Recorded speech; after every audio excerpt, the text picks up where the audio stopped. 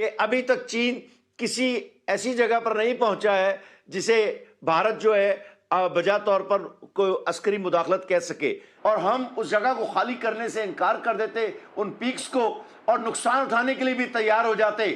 موت نہیں آ جاتی۔ بات ہے کہ کورونا کی وبا ہو یا دنیا میں کوئی بھی وبا ہو، قوموں کے مفادات نہ پہلے کبھی تاریخ میں بدلے ہیں وباؤں کی وجہ سے، نہ آئندہ کبھی بدلیں گے۔ یہی وجہ ہے کہ عین اس وقت جبکہ بھارت میں لوگ روزانہ کی بنیاد پر سینکڑوں لوگ جو 1.5 لاکھ کے قریب لوگ بیمار ہو چکے ہیں، کرونا کا شکار ہو چکے ہیں، لیکن جو مفادات ہیں لداخ میں، کشمیر میں، نیپال کے ساتھ، چین کے ساتھ، پاکستان کے ساتھ، وہ وہیں کے وہیں ان کے قائم ہیں۔ چنانچہ جو بات ہے 2-3 ہے۔ چین کے ساتھ جہاں تک معاملات کا تعلق ہے، روایتی قوت کے ساتھ چین آپ کھڑا ہوا ہے۔ ہندوستان کے جو اخبارات ہیں انہوں نے یہ تسلیم کیا ہوا ہے، میں ابھی اس تفصیل سے پڑھ کے ہٹاؤں، کہ ابھی تک چین کسی ایسی جگہ پر نہیں پہنچا ہے جسے بھارت جو ہے بجا طور پر کوئی عسکری مداخلت کہہ سکے۔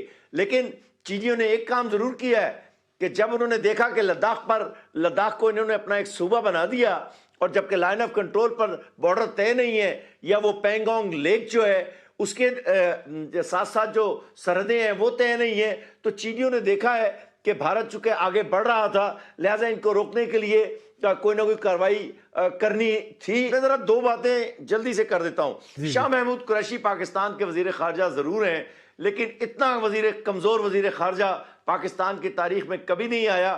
وہ اسلاموفوبیا کی بات شروع کر دیتے ہیں، بات تو کشمیر کے پاکستان کے ہاتھ سے نکل جانے کی ہے۔ یہ اسلاموفوبیا کا مسئلہ حل نہیں ہو سکتا، لیکن کشمیر کا مسئلہ حل ہو سکتا ہے اگر پاکستان ایک جارحانہ پالیسی اختیار کرے۔ اور ایک بات اور بھی کہنا چاہتا ہوں، کشمیر کے مسئلے پر ایٹمی جنگ نہیں ہوگی، آپ کو یہ مسئلہ روایتی تصادم کے ذریعے ہی، روایتی سفارتکاری یا روایتی تصادم کے ذریعے ہی حل کرنا ہوگا۔ آپ دیکھیں فیضا صاحب، اس میں تو ہم دیکھ رہے ہیں کہ مسلسل ناکامی نظر آ رہی ہے۔ وزیر اعظم پاکستان نے خود جو ہے وہ اپنے آپ کو کشمیر کا سفیر کے طور پر پیش کیا، لیکن کوئی سفارتکاری میں کوئی خاص پیش رفت ہم نہیں دیکھ سکے۔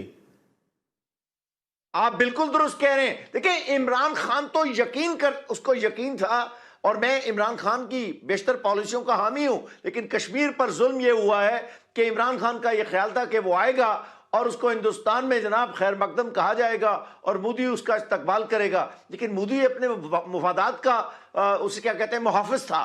چنانچہ یہ جو مایوسی عمران خان کو ہوئی ہے کہ وہ ایک دہشت گرد تنظیم ہے یا RSS کا فلسفہ لے کر چل رہی ہے، یہ بات تو سب کو پہلے بھی پتا تھی۔ افسوس یہ ہے کہ پاکستان کشمیر پر بھارت کے قبضے کے بعد کوئی کارروائی نہیں کر رہا ہے، اور جتنے لوگ مشورہ دینے والے ہیں وہ یہ کہتے ہیں دیکھیں نا کشمیر کے مسئلے پر جنگ تو نہیں ہو سکتی، اور وہ ہمارے پچھلے جو ISPR کے غفور صاحب تھے وہ کہتے تھے دو ایٹمی قوتوں کے درمیان جنگ کیسے ہو سکتی؟ ایٹمی قوتوں کے درمیان روایتی تصادم ہوتے رہے ہیں، آئندہ بھی ہوں گے، اور آپ کو معلوم ہے کل تک چین اور روس کے درمیان سرحدی جھڑپیں، بڑی خونی جھڑپیں ہوتی رہی ہیں۔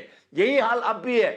یہ علاقے اگر کسی حل کے نزدیک پہنچیں گے تو عسکری دباؤ کے نزدیک کے ذریعے پہنچیں گے، کہ دنیا کے اندر کبھی بھی کسی بڑے مسئلے پر، چاہے وہ ویتنام ہو، کوریا ہو، سائپرس ہو، میں ٹھوس بات کر رہا ہوں، کسی بھی بڑے مسئلے پر، آج کل لیبیا، شام اور دوسرے ہیں، اس وقت تک دنیا کی توجہ آپ کے مسائل پر نہیں مبذول ہوگی جب تک آپ دوسری مخالف قوت پر، جو موجودہ کشمیر کی صورتحال میں ہندوستان ہے، اس پر اپنا عسکری دباؤ اور روایتی دباؤ پیدا کرنے میں کامیاب نہیں ہوں گے۔ مثلا بہت بری اسٹریٹجی تھی جنرل مشرف کی، لیکن اگر وہی اسٹریٹجی کوئی کامیاب ہوتی اور ہم اس جگہ کو خالی کرنے سے انکار کر دیتے، ان پیکس کو، اور نقصان اٹھانے کے لیے بھی تیار ہو جاتے، موت نہیں آ جاتی ہے، قومیں نقصان اٹھاتی ہیں۔ آپ عسکری نقصان سے ڈر کے پیچھے آ جاتے ہیں، آپ میں ہمت ہی نہیں ہوتی ہے۔ آپ بالکل کھڑے ہوں، آپ سری نگر کی بات کریں، آپ نے جو بالا کوٹ پہ حملہ ہوا تھا اس کے بعد بڑے ٹھوس حملے کرنے چاہیے تھے کشمیر کے اندر جا کر، اور لیکن جو ہمیں بتایا گیا یا یہاں پر بریفنگز میں وہ یہ تھی کہ ہم معاملے کو زیادہ پھیلانا نہیں چاہتے تھے۔ عمران نے، اور آخری بات، عمران نے تو صاف کہا تھا کیا میں ہندوستان پر حملہ کر دوں؟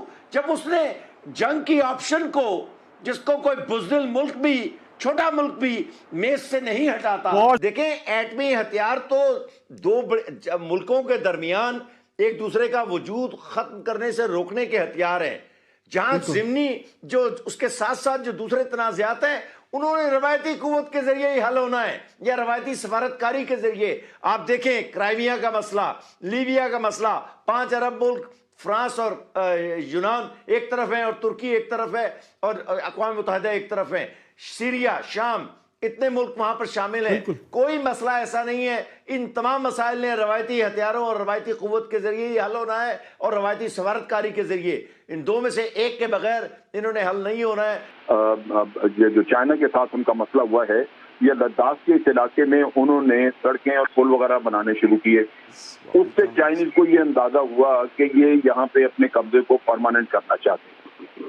دوسری بات یہ ہے کہ چائنا سی پیک بنا رہا ہے اور ایک اتنی بڑی انویسٹمنٹ ہے جو ان کا ایک بہت ہی فلیگ شپ آپریشن ان کا پروجیکٹ ہے. بالکل بھارت اس پہ لگاتار اعتراض کرتا ہے اور یہ بھی خبریں ہیں کہ بھارت کی کوشش ہے کہ کسی نہ کسی طرح یہ بلتستان میں ایسے حالات پیدا کیے جائیں جس سے کہ یہ پروجیکٹ ناکام ہو جائے.